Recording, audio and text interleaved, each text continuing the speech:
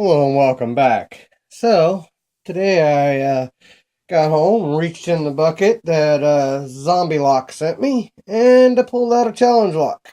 And I know it's a challenge lock because it says Den Brass on it. Or Lock Brass. Lock Brass, Den Brass. Yeah. So, no fooling me here. This is a challenge lock. But it has a mummied key like a Y1, so it is a Yale keyway, so that works out well.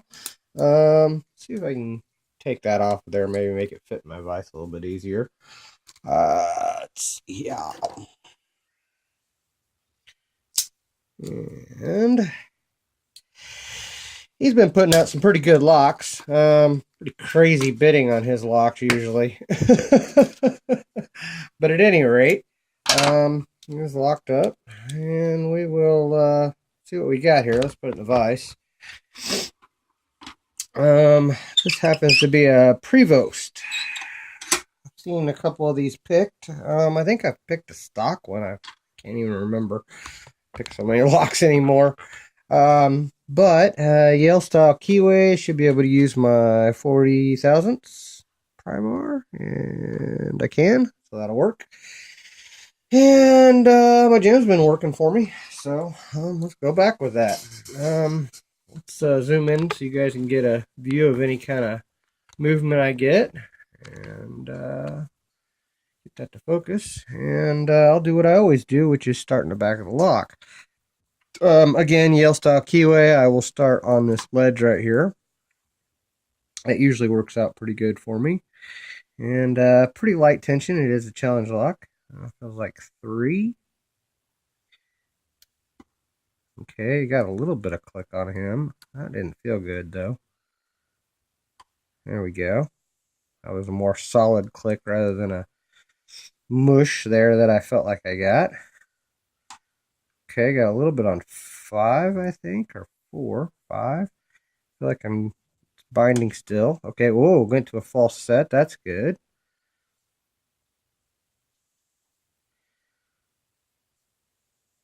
Okay, 3 is solid. Binding, but it's solid. It doesn't want to move. And I'm looking for counter rotation since I got that good. Oh, there's some counter. 4, 5, 5.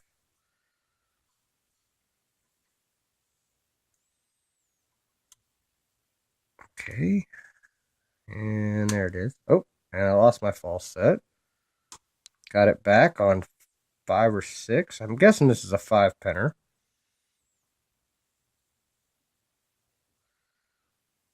Okay, where's my counter? Not getting any.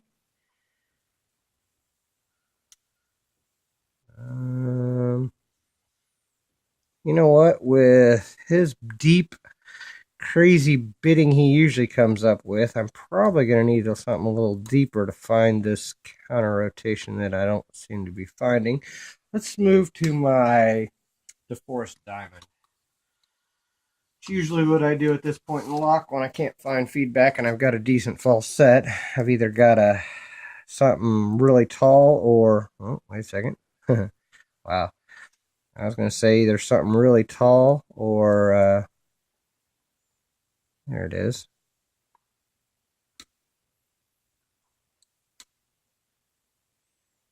Maybe. There we go. I think I got him.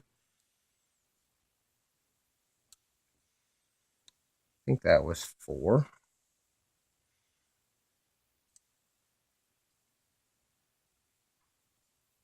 Maybe not.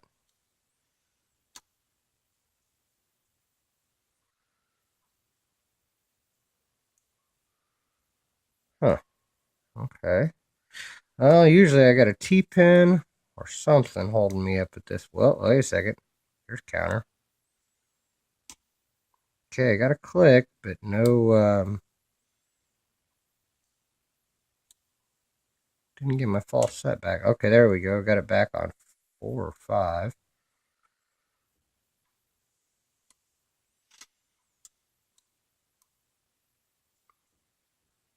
Hmm.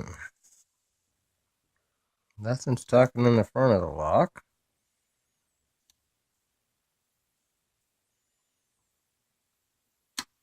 Okay, I just got to click on 3, but I didn't get any movement on the core, so that was weird.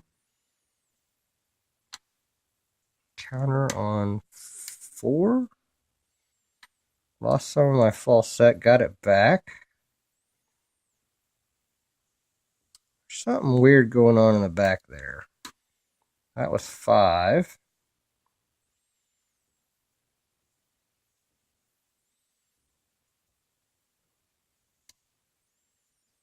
Okay, nothing up front. Still nothing. Oh, there's... Okay, there... Wow, okay. That is an insanely deep false set. I'm wondering if I've got a T-pin now. Nope, I'm getting counter.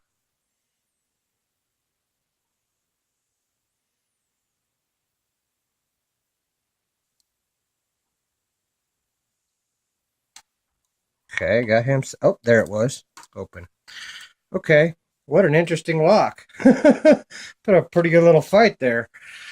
Wow. All right, let's zoom out and get this thing gutted and find out what lock brass or den brass, whichever he wants to go by.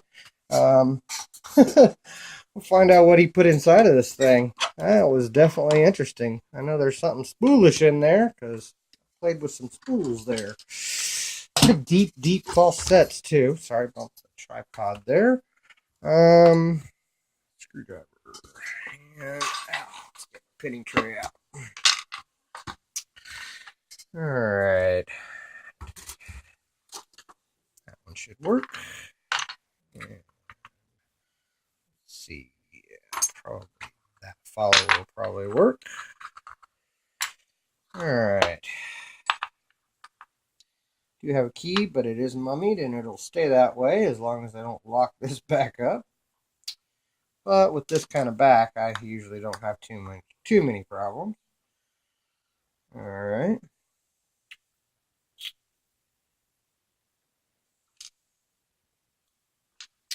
And being that I have no idea what kind of craziness he put in this, we are going to shim it. Shim in there. Pretty tight. I should be able to get a shim in there. There we go.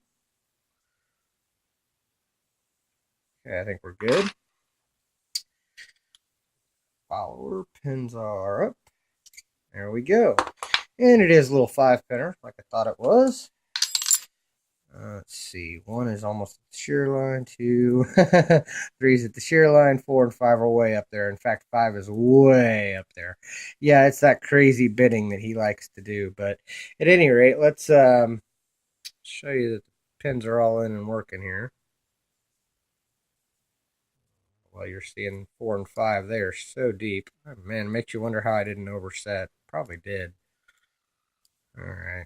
I think you guys... Whoop, I just knocked 4 out into my pinning tray. So let's go ahead and...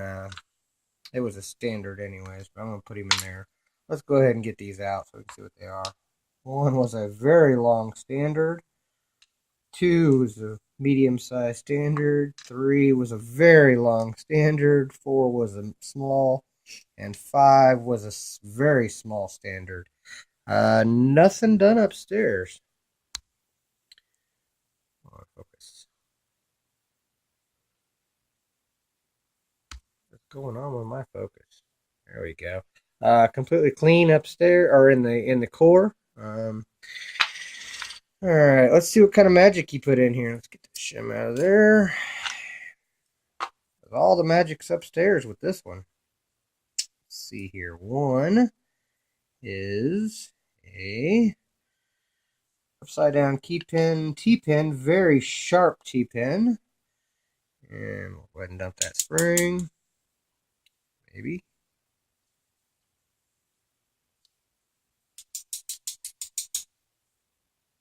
Okay, that spring does not want to come out. We're not going to force him yet. 2. Whoa. 2 is another T-pin. 3 looks like a standard.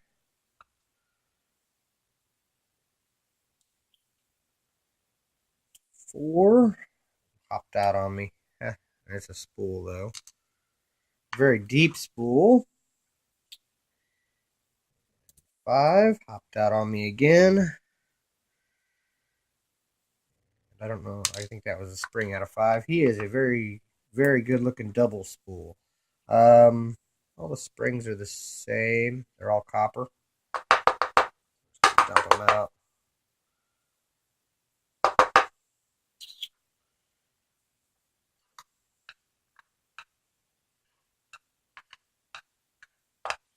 And it does not appear that there's... Oh, wait. There's very light threading in 3. Yeah. I don't think there's enough threading there to call that threaded.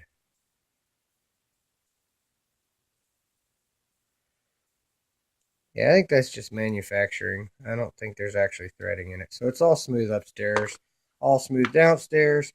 All the magic was in the T-pins and the spool and double spool. But let's zoom in for you guys. Get you guys a good look at this.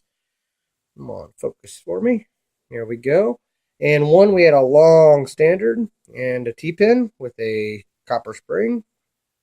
We had a medium-size standard. Well, all the key pins were standard. But then we had a upstairs in driver 1, very, very, very tiny T-pin, another T-pin, a standard, a deep, deep spool, and a nice-looking double spool. So, excellent-looking pins in this lock. Great little lock. Thank you, Den Brass, for making it. Thank you, Zombie, for sending it to me. And thank you guys for watching. And don't break the law.